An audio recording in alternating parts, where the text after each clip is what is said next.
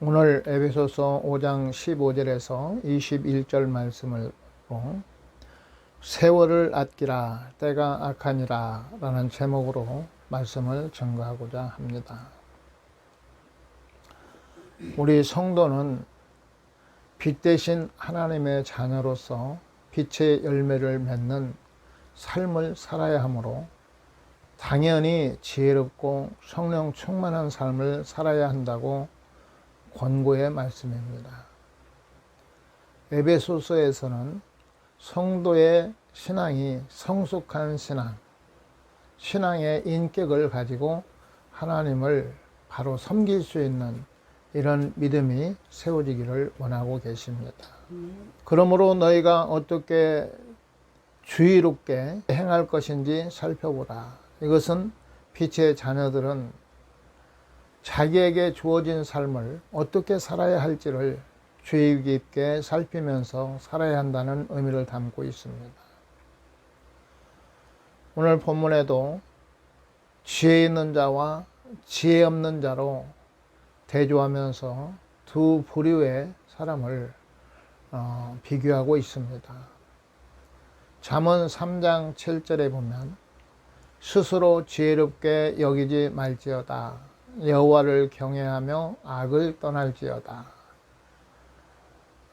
오늘 본문에서 나오는 세월을 아끼라로 번역된 헬라어 엑사고라조는 몸값을 치르고 다시 그것을 산다는 의미를 가지고 있습니다. 이 말을 우리가 좀 더 다른 각도로 본다면 지금 세대는 악하여 우리가 하는 모든 삶이 사단의 영향력 아래서 많이 빼앗기고 살고 있다는 것입니다. 그래서 우리가 어떤 값을 지불해서 즉 기도하는 시간을 갖는다든가 내가 그 시간을 내가 주도하는 하나님의 뜻 가운데 주도될 수 있도록 그 시간을 다시 우리가 회복해야 된다는 것입니다. 우리가 예배를 드리러 가서도 그날 오후에 예를 들어서 친척의 결혼식이 있다든가 머릿속에는 항상 그것만 남아있으면 그날 예배가 진정으로 하나님 앞에 드려진 걸까요? 그건 진정한 예배가 될 수가 없습니다. 그래서 우리가 주일을 하나님 앞에 드림에 있어서 온전하게 드려라. 하루하루의 우리의 삶을 온전하게 드려라. 이렇게 우리가 마음을 정하고 살아야 되는 것입니다. 오늘 이 말씀을 전하기에 앞서서 마음에 어떤 마음이 지금 다가오느냐면 하루 24시간 중에서 10의 1조 시간을 드리는 삶을 이제 우리가 살아야 되겠구나. 구별해야 되겠구나. 우리들이 이용하는 그 시간들이 그래도 사실 충분하잖아요. 잠도 자고 뭐 가끔 가다 TV도 보고 볼일 보고 살아가는 이 삶을 살아가는 그 정도면 다 충분하죠. 그래서 우리가 온전한 11조를 마음을 들여서 최소한 2시간 40분 정도는 기도하는 시간을 갖던 성경을 보는 시간을 갖던 또 경건 서적을 보는 시작을 갖던 하나님 앞에 드려져서 그 시간을 온전히 좀 이렇게 구별해 드리는 것이 우리 시간을 아끼는 개념이라는 거죠. 왜냐하면 하나님 앞에 드려지지 않는 그 시간들은 사실은 허비되는 시간이거든요. 그냥 유익하지 않은 거죠. 우리 개인적으로는 유익할지 모르지만 하나님과의 관계라든가 우리 신앙생활을 하는 데는 별로 유익이 없는 것입니다. 그래서 어렵더라도 10의 1조를 드려야 되겠다. 시간의 11조를 드려서 하나님을 의지하고 이 시간을 가져야 되겠다. 이렇게 결단을 합니다. 생각을 합니다. 우리 그렇게 하십시다. 그게 당연한 것 같아요. 그래서 오늘 또 세월을 아끼라 이렇게 말씀하고 있는 것은 우리에게 주어진 그 시간을 하나님과의 관계에서 이렇게 지키느냐, 아니면 방탕하고 세상적인 것 가지고 그것을 소비하느냐, 이런 차원에서.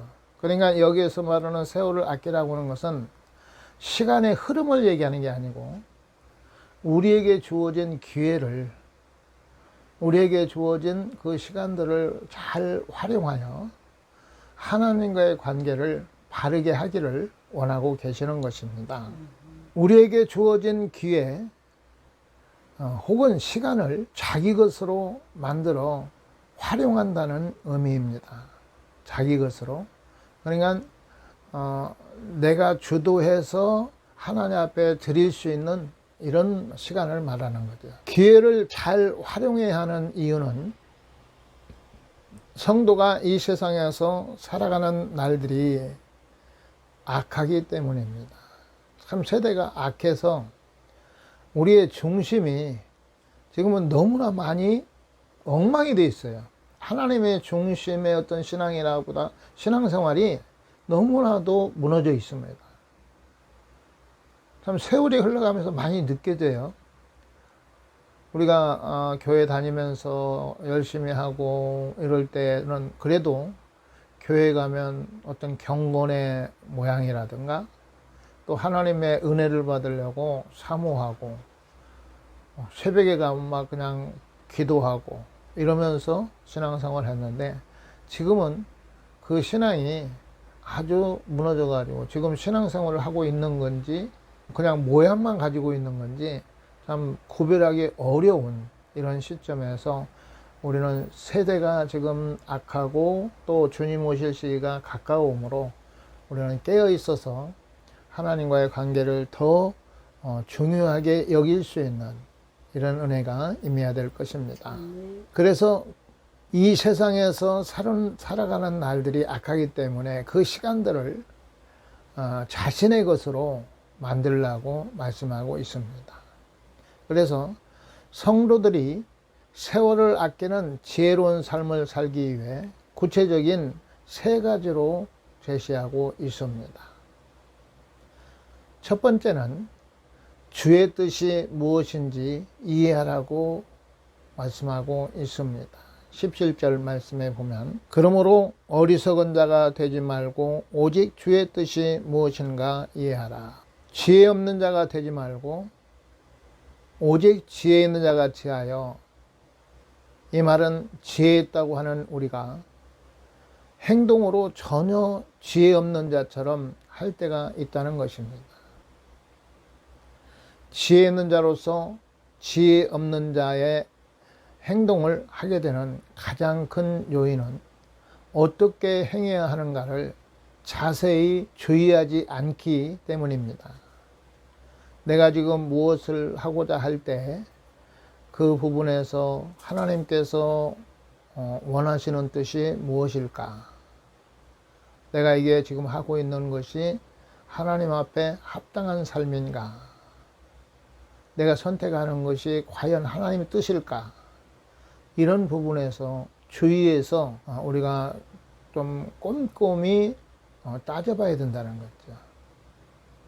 우리가 이제 보면 참 굉장히 바쁘게 일하는 분들이 있잖아요. 근데 보면 어느 부분에서는 참 영양가 없는 부분에서 바쁘다. 하나님께서 저렇게 참 바쁘게 몸도 정말 제대로 추리지 못할 만큼 바쁘게 일을 시키실까? 이렇게 보면 자기 열심에 의해서 하는 경우들이 많이 보여지게 됩니다. 그래서 로마서 12장 2절에도 너희가 분별하여 하나님의 선하시고 기뻐하시고 온전하신 뜻이 무엇인지 분별하라, 이렇게 말씀하고 계십니다. 그러니까 우리가 뭔가를 한다고 해서 다 하나님이 받으시는 것이 아니고 하나님의 뜻이냐 아니냐를 분별하고 하나님의 뜻대로 행할 때 하나님께서 받으신다고 말씀하고 계시는 것입니다. 우리의 모든 행동은 대단히 섬세한 점검과 관찰의 과정이 필요하다는 것입니다. 그냥 내 기분대로 즉흥적으로 선택하는 것이 아니고 남의 입장, 저건 하나님 일이겠다 하고 하는 것이 아니라 나에게 주어진 일을 하는 것이 참으로 중요합니다. 그래서 나에게 맡긴 일을 감당해야 되는데, 하나님께서는 밭에 가서 일을 하기 원하는데 열심히 가서 남의 논에 가서 일을 하고 와서 나 오늘 일을 하느라고 참 애썼습니다 하면 하나님께서 그래 너 잘했다 하겠어요? 너는 나하고 상관없잖아. 나는 네가 밭에 가서 오늘 일하기를 원했는데 너는 네 멋대로 네가 뭐 좋은 대로 가서 일했잖아. 이렇다면 참 안타까운 거죠. 그 결과는. 그래서 우리가 그리스도인으로서 합당한가, 주님의 뜻을 찾지 않고 살다 보니 많은 시행착오를 하였던 일들이 생각이 됩니다. 물론 우리가 보면 노회장의 직분을 가지고 있고 또 뭐 신학교 교수 역할도 하고 목회자로서 환자들도 돌아보고 기도하고 이렇게 열심히 하고 왔지만 하나님께서 책망을 하시는 거죠. 하나님의 뜻과는 어느 부분에서 상관이 없는 일들이 많이 있다는 것입니다. 그래서 우리가 참 하나님의 일에 대해서 굉장히 세밀하게 주의하고 또 그것을 하나님의 뜻인가 아닌가를 분별하기 위해서 기도하고 이러면서 하나님의 뜻을 행할 수 있는 그런 은혜가 임해야 될 것입니다. 교회 설립이나 목사 안수 등 목사 안수하면 또 교회 설립하면 그게 하나님의 일이라고 보는 경우들이 많이 있어요. 그런데 목사로서 임직을 할 때 안수위원으로서 보면 목사로 줘서는 안 될 사람들이 너무나 많아요.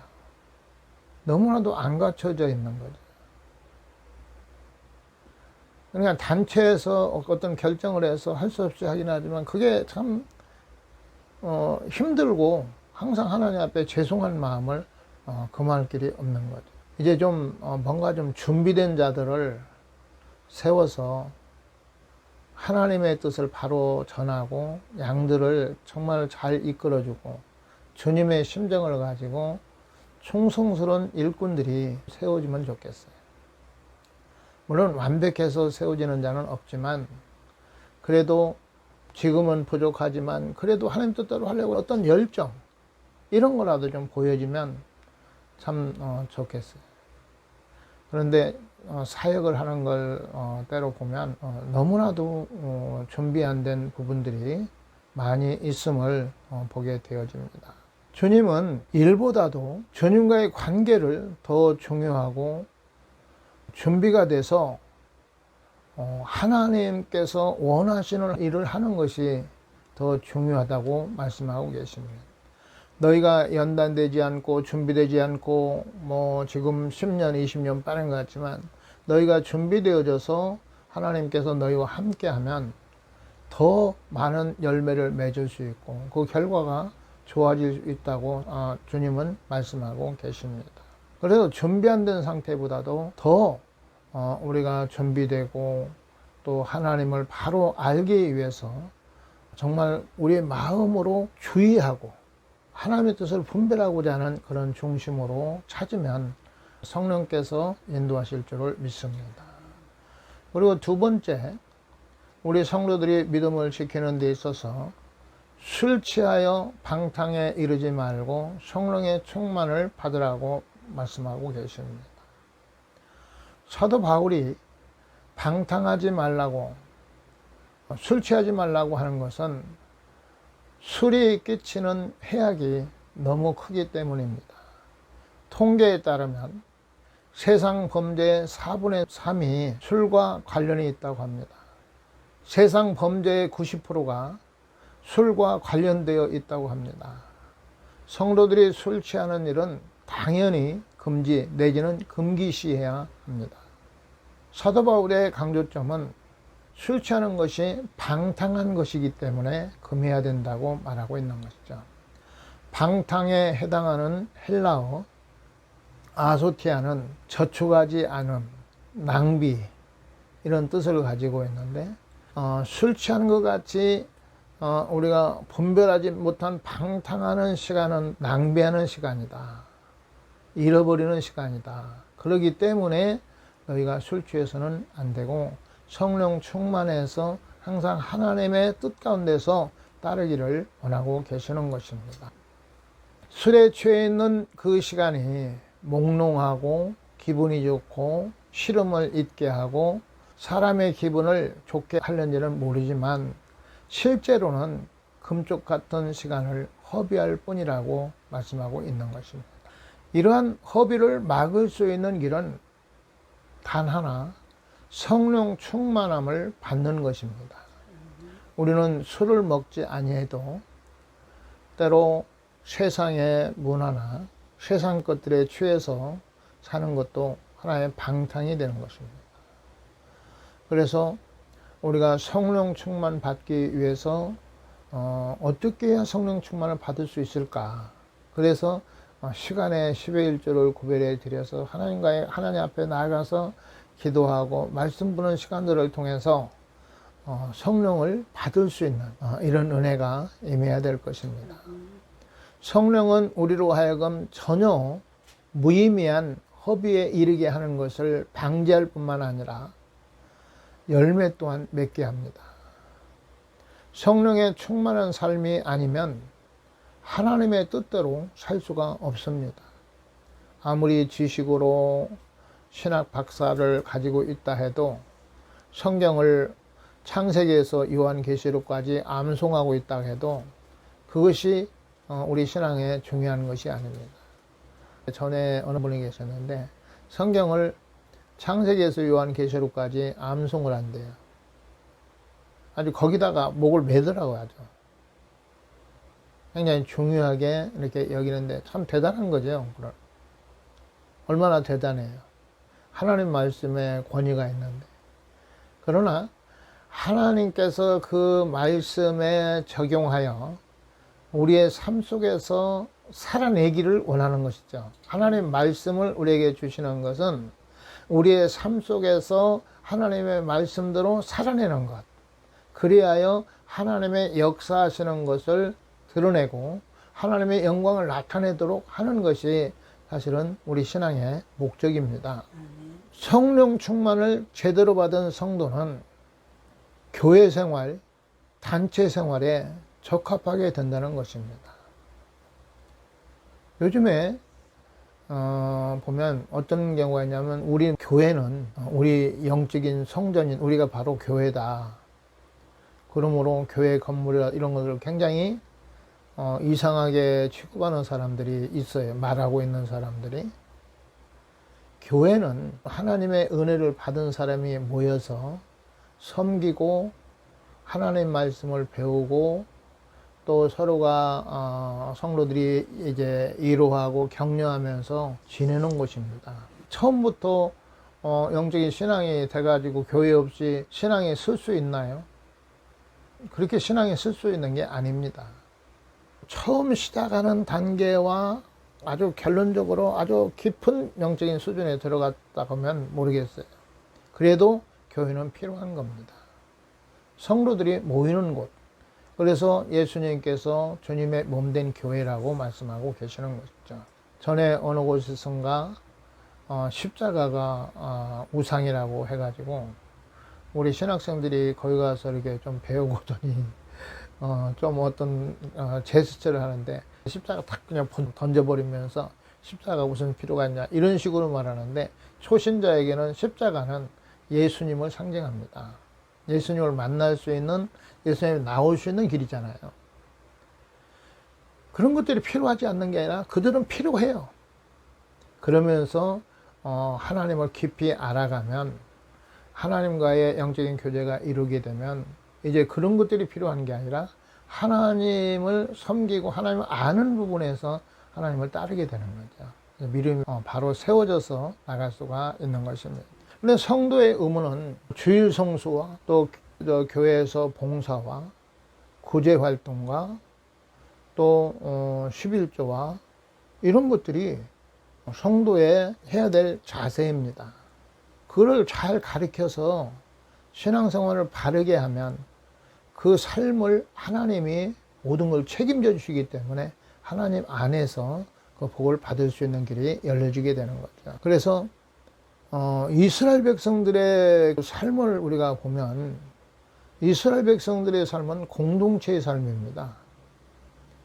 그러면 공동체라고 하는 것은 그 개개인의 어떤 성전이 아니잖아요. 공동체에서 하나님의 영광을 나타내고 하나님을 섬기고 가는 게 바로 이스라엘 백성 공동체의 그 삶이고, 우리 믿음 안에서 예수 그리스도 하나 된 우리들이 하나의 공동체로서 서로 합력해서 선을 이루고 가는 것이 믿음 생활이 되어야 될 것입니다. 그리고 세 번째는 우리가 믿음을 지키고 성령 충만을 받기 위해서는 찬송과 감사가 넘치는 삶을 살라고 19절에서 20절은 말씀하고 계십니다. 성도로서 믿음을 지킬 수 있는 것은 찬송과 감사가 있어야 된다는 것이죠.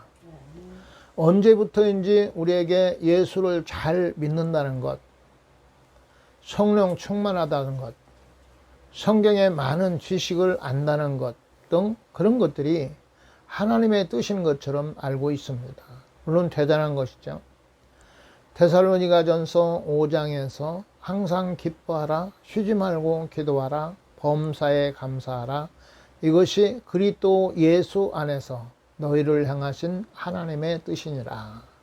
범사에 찬송과 감사가 넘치는 삶을 살라는 것입니다. 이사야서 43장 21절은 이 백성은 나를 위하여 지었나니 나를 찬송하게 하려 함이니라.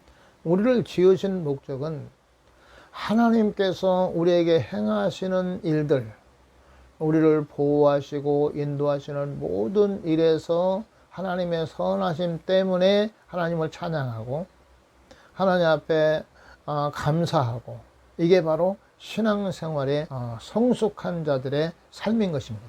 그래서 하나님을 온전히 의지하지 아니하면 우리가 두렵고 염려되고 불안하고 하는 것이 있습니다. 예수님의 제자들이 예수님을 그에게 따르고 했지만 그들은 하나님을 온전히 신뢰하지 못하는 부분에서 두려워하고 굉장히 염려함으로 예수님을 부인하는 데까지도 갔습니다. 그러나 그들이 하나님을 알고 하나님께서 죽은 자 가운데 살리시는 하나님의 그 능력, 불 가운데에서 건져내시는 하나님을 온전히 알고 나서는 얼마나 담대해요. 대제사장 앞에서나 서기관들 앞에서나 모든 사람을 향해서 조금도 두려워하지 아니하고 하나님 말씀을 선포할 때 하루에 3,000명, 5,000명 회개하는 역사가 나타나게 되고, 전에는 본인이 두려워할 때는 그런 일을 할 수가 없었죠. 그러나 하나님을 온전히 믿을 때 우리는 범사에 감사할 수가 있습니다. 나를 이끄시는 하나님을 믿고 하나님 앞에 감사하는 삶, 이것이 바로 우리가 세월을 아끼며 하나님의 말씀 안에 사는 것입니다. 결론은 성령 충만에 대한 신약 성경의 기록들을 살펴보면 성령 충만을 받는 방법은 회개와 간구입니다. 성령은 회개하고 죄사함을 받는 자에게 주어지며 사도행전 2장 38절과 39절에 말씀하고 계시고, 성령의 충만은 어느 날 우연히 임의적으로 오는 것이 아니고 성령의 충만을 간절히 구하는 자에게 주어진다고 말씀하고 있습니다. 성령을 사모하고 내가 하나님의 말씀으로 살기 위해서 나의 부족함 때문에 마음이 가난하고 심령이 가난하고 내가 하나님 말씀대로 살기 위해서 성령을 도움을 구하는 자들에게 성령을 주어지는데, 누가복음 11장 13절에서 말씀하고 있고 사도행전 1장 14절 또 2장에서 성령 충만함을 구할 때 성령을 부어주셨던 것을 볼 수 있습니다. 모든 것에 신중함으로 하나님의 뜻을 구하고 찾아서 올바른 신앙생활이 되어야 할 것입니다. 이 세대가 악함으로 우리가 사역하기에 가장 어려운 때입니다. 그러나 성령이 함께 하시면 많은 열매를 맺고 좋은 일들이 있으리라고 봅니다.